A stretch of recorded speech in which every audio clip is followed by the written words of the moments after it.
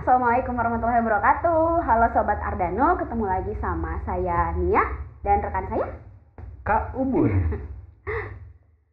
Oke, hari ini kita mau bahas apa nih Kak Ubun? Apa ya? Yang sering ditanya ini apa nih? Yang lagi sekarang Yang lagi lagi rame-rame. ngehits tuh tentang homeschooling. Wah, asik nih. Nanti kita bahas tentang apa itu homeschooling, terus gimana sih prosesnya gitu. Oke.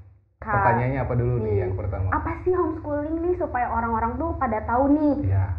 Apa sih homeschooling itu? Gimana homeschooling itu? Apa aja sih pokoknya yang Kak Ubun tahu tentang homeschooling? Oke.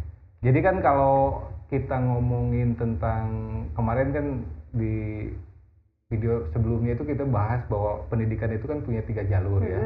Ada jalur formal, ada non formal, ada informal. Nah, betul. informal itu kan berarti pendidikan yang berasal dari keluarga atau dari masyarakat sekitar gitu ya. Nah, homeschooling itu adalah bagian dari keluarga. Jadi termasuk ke dalam jalur pendidikan informal gitu. Jadi artinya setiap keluarga itu boleh memberikan pendidikan ke anak-anaknya, membuat kurikulum atau mendesain pembelajarannya gimana orang tuanya gitu. Itu yang disebut dengan homeschooling. Jadi belajarnya di rumah dan sama orang tua gitu. Nah, gini nih Kak Ubun, banyak keluarga atau orang tua tuh yang kayak masih kebingungan gitu. Apa ya kurikulum yang biasanya diberikan untuk anak-anak mereka ketika memilih pilihan untuk homeschooling ya. Jadi kalau homeschooling itu effortnya luar biasa. Artinya orang tuanya juga harus mau belajar. Nah, ini PR ya. PR. Jadi kayaknya gini, kalau misalkan orang tuanya dia belajar bahwa oh ternyata kurikulum nasional cocok nih untuk anak saya gitu. Tapi tidak semuanya. Mungkin beberapa bagiannya gitu ya diambil, baru dibuatkanlah kurikulum, terus kemudian dilakukanlah pembelajarannya di rumah. Tapi ternyata orang tuanya belajar juga kurikulum Cambridge, kurikulum IB, atau kurikulum yang apa menggunakan alat tuh ada Montessori misalkan kayak gitu. Nah ternyata bisa dimix. Ya tergantung nanti goals orang tuanya mau seperti apa. Anaknya gitu. Mau diarahkan kemana gitu kan. Yang jelas mah orang tua bebas melakukan, mendesain dan kemudian menerapkan kurikulum apapun kalau untuk homeschooling karena informal kan. Gitu. Bahkan kalau misalkan basicnya mau banyaknya agama ya nggak jadi masalah kan karena berbasis keluarga. Tergantung gitu. Minat dan bakat si anak itu sendiri. Iya, gitu. Tergantung tujuan orang tuanya juga gitu. Oke. Terus saya pernah dengar juga nih istilah unschooling. Nah, itu apa tuh bedanya? Ada unschooling, ada homeschooling. Kalau setahu saya, jadi sebetulnya unschooling dengan homeschooling itu sama gitu ya. Jadi maksudnya tuh unschooling itu kan kalau kata kita artikan langsung ke bahasa Indonesia mah kan tidak sekolah kan sebetulnya mah gitu ya. Tidak sekolah, tapi kenyataannya prakteknya bukan seperti itu. Jadi yang unschooling itu tetap belajarnya seperti homeschooling, orang tua yang mendesain gitu ya, mendesain segala sesuatunya untuk anak. Terus kemudian belajarnya tergantung kebutuhan anak. Kalau anaknya sekarang pengen belajar math, ya udah belajar math. Terus pengen belajar olahraga, ya sudah belajar olahraga. Seperti itu gitu. Cuman setahu saya perkembangannya ketika ada orang tua yang menerapkan unschooling, itu berarti si anak ini tidak didaftarkan untuk mendapatkan ijazah gitu. Oh, jadi kalau homeschooling itu anak-anak bisa dapat ijazah. Nah, kalau homeschooling kan belajar tetap di rumah, tapi ada kerjasama dengan lembaga, biasanya lembaga non formal, biar si anak ini tetap belajar di rumah. Terus kemudian si lembaga yang non formal ini memfasilitasi si anak ini untuk bisa mengikuti ujian akhir di kelas di jenjang tertentu gitu, misalnya di kelas 6, di kelas 9 sama di kelas 12. Jadi tetap punya ijazah gitu. Oke, ini untuk ngebuka cakrawala orang tua nih ya. Boleh nggak misalnya nih orang tua memilih homeschooling, tapi hanya mendaftarkan anaknya aja ketika ujian aja nih. Oh iya ya. Jadi tidak didaftarkan dari itu awal banyak nih. Ya, banyak yang berpikiran seperti itu gitu ya. Jadi nanti aja lah pas mau ujian daftarnya gitu ya. Nah sekarang itu saya rasa karena semuanya sudah digital, semuanya berdasarkan database gitu ya, itu artinya siswa ini memang harus didaftarkan dari awal. Kenapa? Karena nanti ada rekam didiknya. Jadi di website kementerian itu nanti ada rekamannya bahwa si anak ini tahun berapa, semester 1, semester 2 dia ada di mana gitu. Dan itu kan minimal syarat kelulusan itu dia punya nilai rapot minimalnya 5 semester. Jadi kalau misalkan SD berarti rapot dari kelas 4 semester 1 sampai kelas 6 semester 1 harus ada. Makanya kenapa yang homeschooling ini harus bekerja sama atau mendaftarkan anaknya ke lembaga pendidikan non formal ya PKBM biar terdata dari awal. Nah secara teknis mah kan nanti tinggal bagaimana komunikasi antara lembaga dengan orang tua gitu. Desainnya mau seperti apa. Kan ada juga orang tua yang saya pengen homeschooling tapi orang tuanya nggak ada waktu untuk belajar, nggak ada waktu untuk memberikan support ke anak-anaknya. Akhirnya lembaganya yang ikut bantu gitu, mempersiapkan terus kemudian membantu perencanaan sampai ke evaluasinya gitu. Oke, berarti mendaftarkan anaknya ke PKBM ya, bekerja sama dengan PKBM tertentu. Banyaklah yang memfasilitasi itulah. Ya, oke.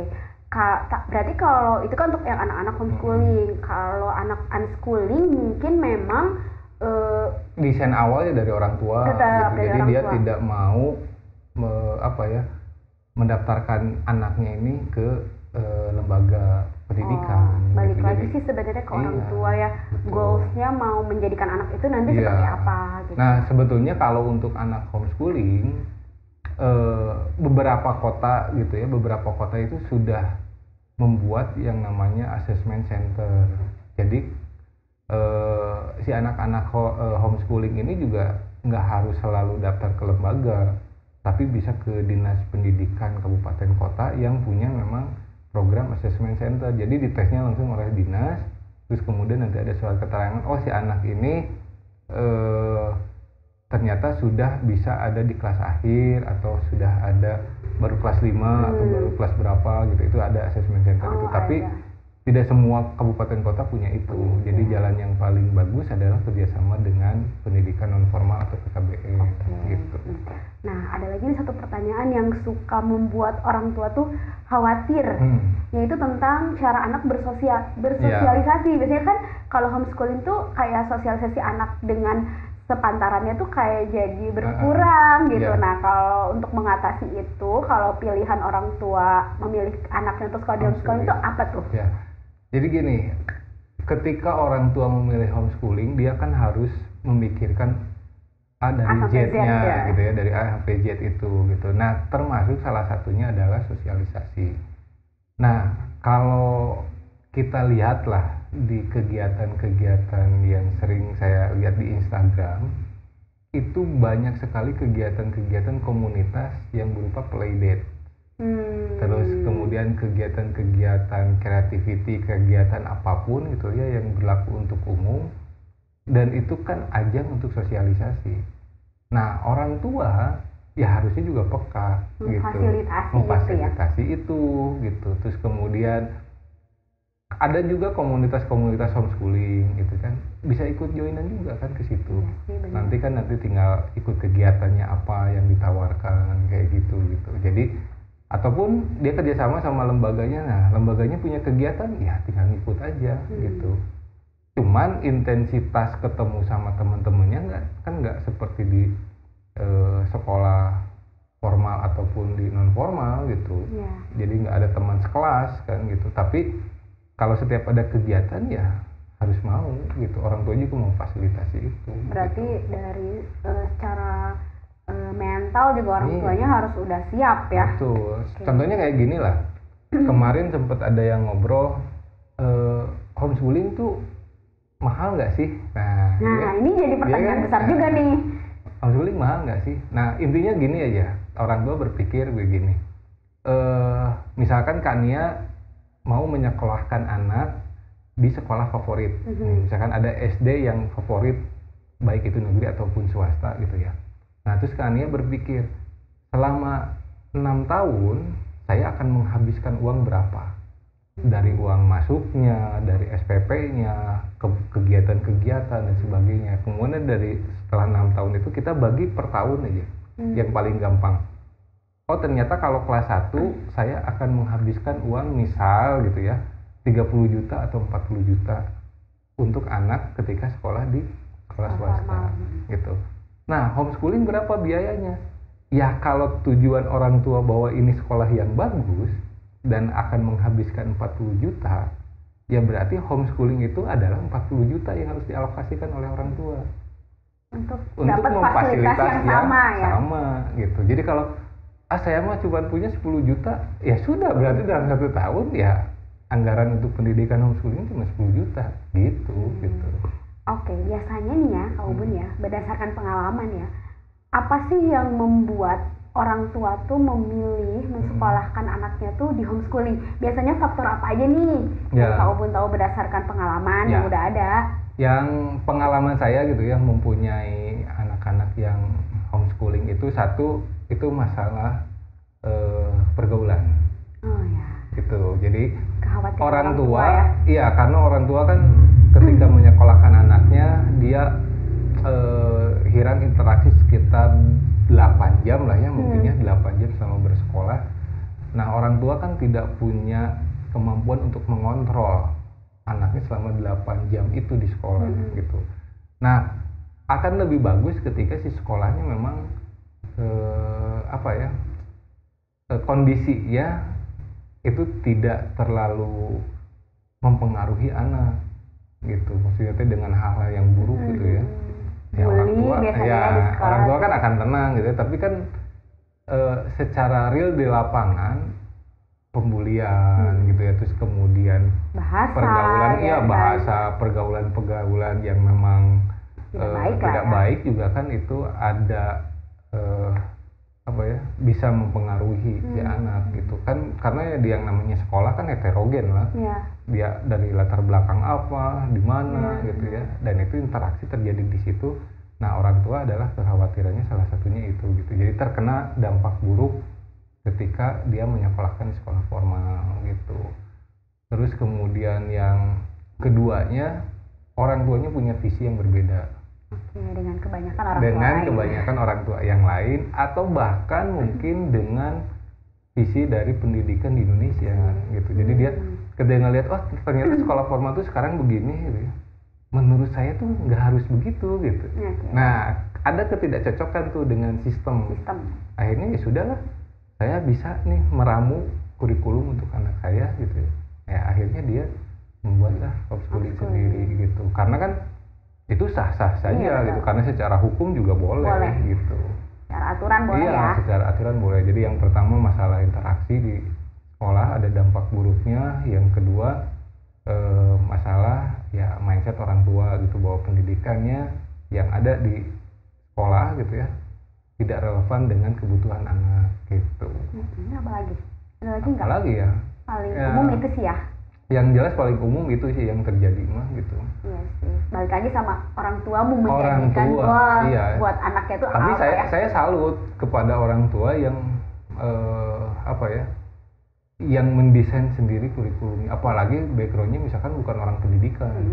Terus kemudian dia belajar gitu ya, terus kemudian dia ini bagus gitu dan sebagainya gitu, memfasilitasi anak.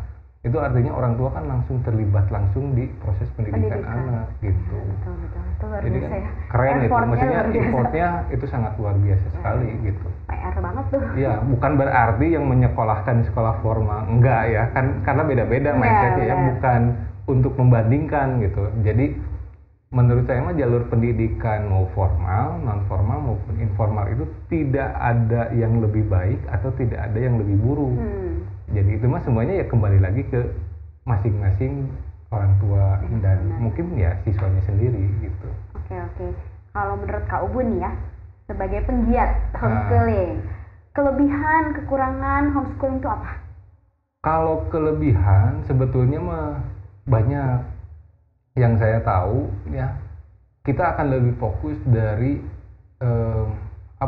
kalau misalkan tujuannya adalah akademis. Tujuannya akademis, buku yang misalkan 1 tahun bisa diselesaikan di sekolah, di homeschooling itu bisa lebih cepat.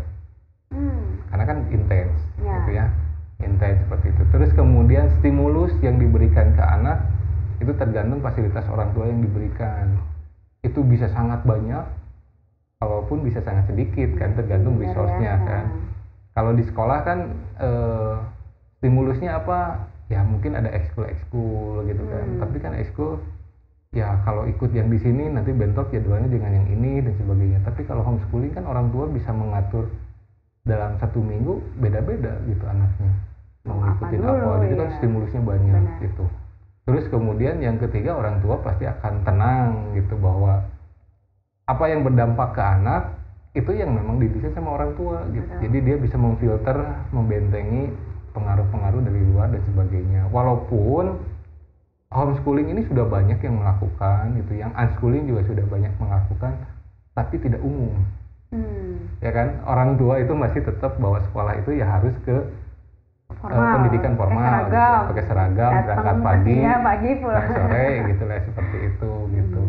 Nah, kalau kekurangannya itu tadi, sebetulnya mah kekurangan itu walaupun bisa diminimalisir ya, tapi banyak yang berpikir bahwa masalah sosialisasi gitu. Tapi saya lihat sekarang juga anak-anak di sekolah formal banyak juga yang tidak bersosialisasi, menutup diri. Diri, gitu. Ada aja sih, ada aja balik gitu. Lagi ke anaknya itu juga balik ke anaknya, balik ke SDM orang tuanya, resource seperti apa ya, balik lagi ke tujuan keluarga ini secara pendidikan gitu ya, mau memberikan pendidikan seperti apa buat anak-anaknya gitu. Kalau menurut pandangan Kak Ubun ya, ada nggak sih tips nih yang misalnya baru mau orang tua nih yang galau nih mau memulai untuk homeschooling-kan anaknya, apa sih tips yang paling utama yang harus dimiliki sama orang tua? Yang paling utama adalah mau belajar. Iya sih. Ya kan? Jadi bukan cuma anaknya yang belajar ya, orang tuanya juga belajar. Karena proses homeschooling itu belajar bersama sebetulnya. Sih, sebenarnya ya. Orang tuanya belajar, anaknya belajar. Bagus nah justru ya sama-sama belajar. Bagus sebetulnya mah. Jadi tips yang paling awal, yang paling dasar adalah orang tuanya mau belajar. Nah, ketika orang tuanya belajar, itu akan terbukalah wawasan-wawasan, terus kemudian mungkin saja ada pola pikir yang akan berubah gitu. Bahkan mungkin orang tua akan menemukan desain yang cocok nih pendidikan untuk anaknya seperti apa gitu. Terus yang keduanya ya banyak ngikutin seminar mungkin ya, atau kegiatan-kegiatan komunitas homeschooling gitu ya, biar bisa sharing langsung kan info terbaru seperti apa. Bahkan mungkin peraturan pemerintah yang terbaru juga akan mungkin bisa didapat juga update-nya di situ. Jadi yang paling utama belajar, kemudian ya aktif. Gitu. Belajar sama-sama belajar. Yang terakhir nih, PKBM Ardano sendiri, gimana nih dengan homeschoolingnya? Sudah sejauh apa? Jadi di Ardano juga sebenarnya unik ya. Maksudnya unik itu kita kan kembali lagi, kita melihat bahwa homeschooling itu bukan lembaga gitu. Justru homeschooling itu kan dimana orang tua mendesain pembelajaran anak ini di rumah gitu. Nah, ketika ada orang tua yang sudah punya ilmunya untuk menghomeschooling-kan, itu enak kita kerjasamanya karena akan nyambung. Gitu. Orang tuanya melakukan bagiannya, lembaga juga melakukan bagiannya. Tapi ada juga orang tua yang saya mau homeschooling tetapi secara wawasan saya belum tahu gitu. Ya sudah, lembaga ikut terlibat dalam persiapan, pelaksanaan, sama evaluasi pembelajaran. Tapi kan sepanjang jalan ini komunikasi kita bangun biar orang tuanya juga sedikit demi sedikit dia ngambil peran. Gitu sampai akhirnya orang tuanya mungkin 1 tahun atau 2 tahun paham, oh ternyata begini gitu ya. Ya itu dapat info seperti itu. Jadi makanya kalau di kita tuh ada programnya yang mandiri, itu artinya orang tua sudah paham apa yang harus dilakukan gitu. Jadi hanya kerjasama. Dia udah punya ilmunya ya. Udah punya ilmunya. Itu udah kerjasama. Terus kemudian ada program yang tutorial. Nah, tutorial itu lebih ke kita bantu nih dari proses pembelajarannya, kita sediain gurunya, nanti anaknya belajar seperti apa, kita jadwalkan seperti itu. Nah, biasanya yang terakhir itu banyak orang tua yang belum tahu sama sekali dan akhirnya dia mengambil program yang kita sebut program private gitu. Jadi hanya satu anak itu, terus kemudian kita gurunya juga kita siapkan dan kita visit ke rumah gitu. Jadi membuat pembelajaran homeschoolingnya memang akan terasa banget gitu di rumah gitu. Boleh spill nggak biayanya? Biayanya beragam sebenarnya, tergantung program, tapi tidak lebih besar dari sekolah swasta ataupun lembaga yang lain lah. Masih cukup lah ya, bisa lah ya. Bisa. Dan sebetulnya mah lebih enak sharing sih nanti selama perjalanan. Orang tua juga akan belajar banyak sih sebetulnya mah. Yang nantinya saya harapkan kan orang tua tuh langsung terlibat langsung kan di proses pembelajaran anak gitu. Bahkan ada siswa kita yang sekarang kelas 11 SMA, itu orang tuanya udah terjun langsung ke jadwal anaknya harus seperti apa gitu. Jadi ada waktunya belajar akademik, ada belajar yang lainnya gitu, yang memang minatnya yang anak ya. Minat ke anak itu gitu. Bahkan saya tahu di minat yang anak ini senengin sekarang sudah menghasilkan uang. Wah, mantap gitu. Banget. Yang kerennya orang tuanya. Iya sih. Memfasilitasi anaknya gitu. ya. Bagus. Jadi sebetulnya setelah dari awal sudah tahu nih minatnya kemana, punya strength-nya kemana, itu kan kuliah tinggal ke sana tujuannya. Kalau mau kuliah ya, udah fokus gitu dari awal. Kalau saya sendiri dulu lulus SMA malah bingung, saya mau kuliah di mana ya? Keterimanya gitu ya. Keterimanya gitu. Karena apa? Karena tidak pernah ada stimulus, tidak pernah ada orang tua saya tidak pernah memberikan apa ya istilahnya pandangan bahwa nanti tuh begini gitu. Akhirnya saya yang menentukan sendiri, jadi bingung sendiri gitu. Tapi kalau difasilitasi orang tua dari awal, tahu minatnya kemana gitu ya, bakatnya kemana, akhirnya ya tujuan untuk kuliah sudah kelihatan. Ini kalau mau kuliah gitu ya, ini kesini gitu. Terus sudah kalau mau dari awal ya, kalau dia mau kerja gitu ya atau membangun usahanya sendiri, kan sudah ada bidang yang dia sukai gitu. Ya, sudah difasilitasi dari awal ya. Dan kebanyakan orang tua yang menghomeschoolingkan anak, orang tua tuh berpikir tidak ingin menjadikan anaknya untuk jadi pegawai. Itu yang keren. Ya. Jadi dia harus mandiri sampai nanti kalaupun dia punya usaha gitu ya usahanya juga punya sendiri gitu. Businessman lah ya. Oke, jadi gitu ya kurang lebih tentang homeschooling. Ya, jadi sebetulnya nanti kalaupun kurang informasinya, bolehlah nanti lihat websitenya Ardano. Di situ ada nomor kontak yang bisa dihubungi. Nanti mungkin kita bisa discuss. Oke, itu terbuka, diskusi bisa dilanjut. Bisa dilanjut nanti. Nah, itulah kurang lebih ya penjelasan tentang homeschooling. Untuk selanjutnya jangan lupa ya di subscribe channelnya, di like ya, dan di share biar infonya sampai ke banyak orang. Terima kasih. Assalamualaikum warahmatullahi wabarakatuh.